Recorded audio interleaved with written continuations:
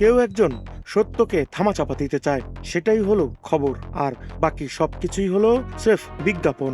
যেখানে সাধারণ সাংবাদিকতার চোখ বন্ধ হয়ে যায়, ঠিক সেখান থেকেই শুরু হয় এক ভয়ঙ্কর কিন্তু রোমাঞ্চকর লড়াই, যেখানে ক্ষমতাশীলরা তাদের অপরাধ আড়াল করতে কোটি টাকার দেয়াল তোলে।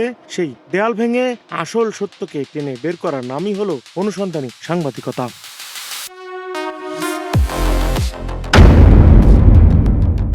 সহজ ভাষায়, অনুসন্ধানী সাংবাদিকতা বা ইনভেস্টিগেটিভ জার্নালিজম কোনো সাধারণ বা তাৎক্ষণিক ডেসক্রিপটিভ রিপোর্টিং নয়। এটি হলো এমন এক ধরনের সাংবাদিকতা যেখানে একজন রিপোর্টার মাসের পর মাস, কখনো বা বছরের পর বছর ধরে কোনো একটি গোপন অপরাধ, দুর্নীতি, কর্পোরেট জালিয়াতি কিংবা ক্ষমতার অপব্যবহারের গভীরতায় গিয়ে তদন্ত করেন।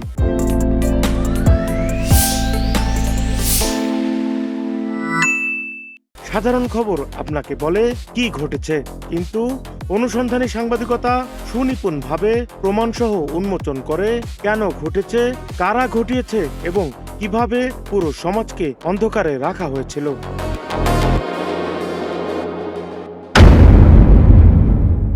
সাধারণ সাংবাদিকতায় মূলত কোনো ঘটনার অফিসিয়াল বিবৃতি, প্রেস কনফারেন্স বা তাৎক্ষণিক তথ্য পাঠকদের সামনে তুলে ধরা হয়, কিন্তু অনুসন্ধানী সাংবাদিকতায় কোনো তৈরি করা বিবৃতিকে চোখ বন্ধ করে বিশ্বাস করা হয় না।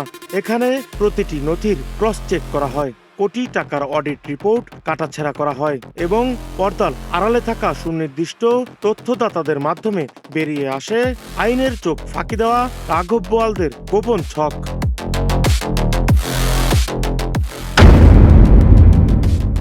অনুসন্ধানী সাংবাদিকতার প্রধান তিনটি স্তম্ভ হল ডেটা, ধৈর্য এবং অসম সাহস। হাজার পাতার ফাইলের আড়ালে লুকিয়ে থাকা একটি মাত্র ভুল এন্ট্রি বদলে দিতে পারে পুরো তদন্তের মোড়। অনেক সময় সত্যের মুখোমুখি হতে রিপোর্টারদের ছদ্মবেশ ধারণ করতে হয়, যেতে হয় অন্ধকার জগতের আস্তানায়, কারণ এই লড়াইয়ে অপরাধীরা সব সময় থাকে ক্ষমতা, অর্থ আর অস্ত্রের জোরে বলীয়ান।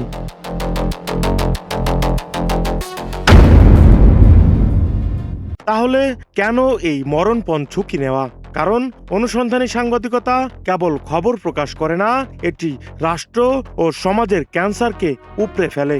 এটি কথা বলে বঞ্চিত মানুষের পক্ষে, এটি প্রশ্ন তোলে জবাবদিহিতা নিয়ে। একটি সফল অনুসন্ধানী প্রতিবেদন নিমিষেই কাঁপিয়ে দিতে পারে অপরাধের পুরো সাম্রাজ্যকে, বাধ্য করতে পারে প্রশাসনকে কড়া অ্যাকশন নিতে।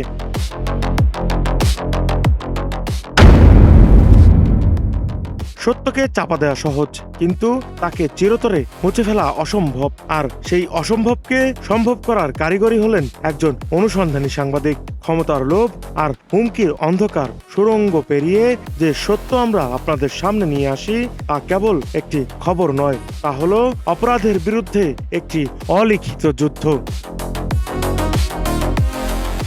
রাকিব হাসান, নাগরিক প্রতিদিন।